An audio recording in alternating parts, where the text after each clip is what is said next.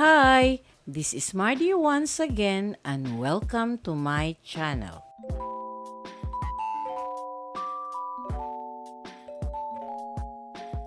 Hello mga kababayan! Welcome to At Home with Mardy. Today, we dive into the life and legacy of one of Philippine cinema's most unforgettable icons, John Regala. From his powerful villain roles on the big screen to his inspiring journey of redemption, advocacy, and faith, we explore the story behind the bad boy of Filipino action films. If you are new to my YouTube channel, please don't forget to like, comment, and subscribe. At para updated kayo sa mga susunod kong videos, please click the bell notification below. At sana po, don't skip the ads and please watch until the end of my video.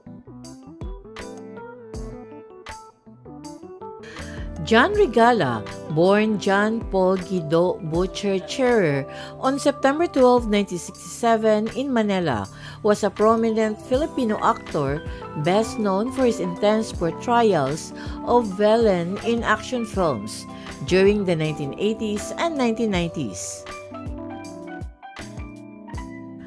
John Regala grew up in a storied family rooted in Philippine cinema. He was the son of character actor Mel Francisco and actress Ruby Regala, both of whom separated when he was young, with Ruby raising him thereafter. Though there is limited public information about his formal schooling, his early life was shaped more by showbiz and familial ties than by academia. He began his career in the youth-oriented show That's Entertainment, later rising to fame through films like Boy Cristiano, The Visconde Massacre, and Primitibo Ibok Ala.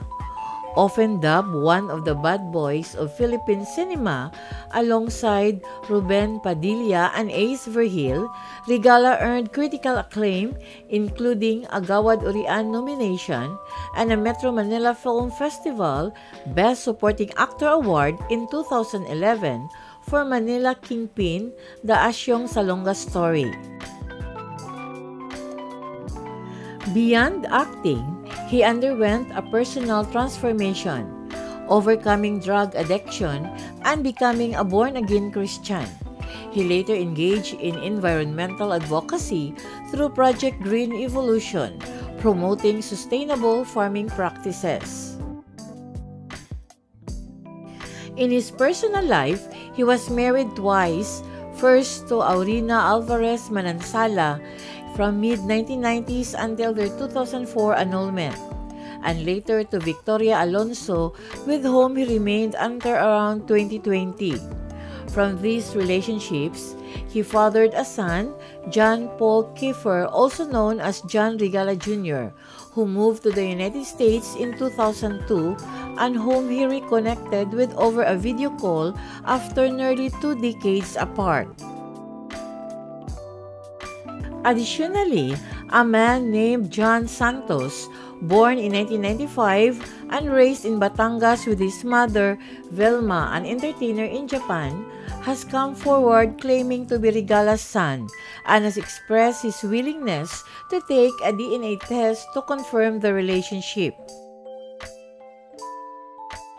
Despite health challenges, including liver cirrhosis, diabetes, and kidney issues, Regala remained active in both showbiz and community work until his passing on June 3, 2023 at the age of 55.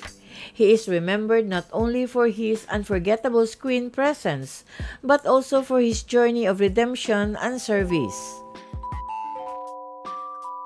John Regala was one of the Philippines' most iconic action villains, often compared to Ruben Padilla and Ace Vergil as a bad boy of Filipino cinema.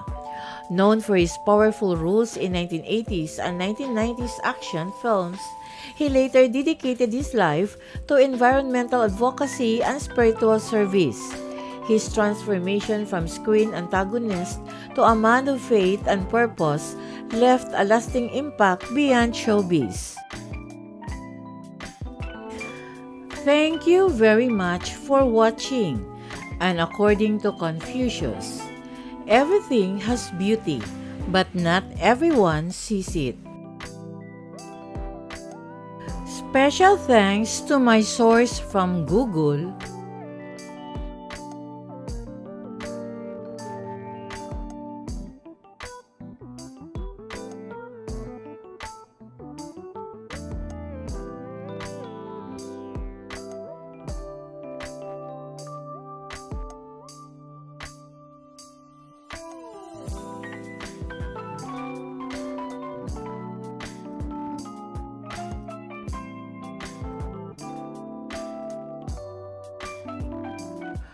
Photo credits to pep.ph, and inspirational quote credits to lifehack.org.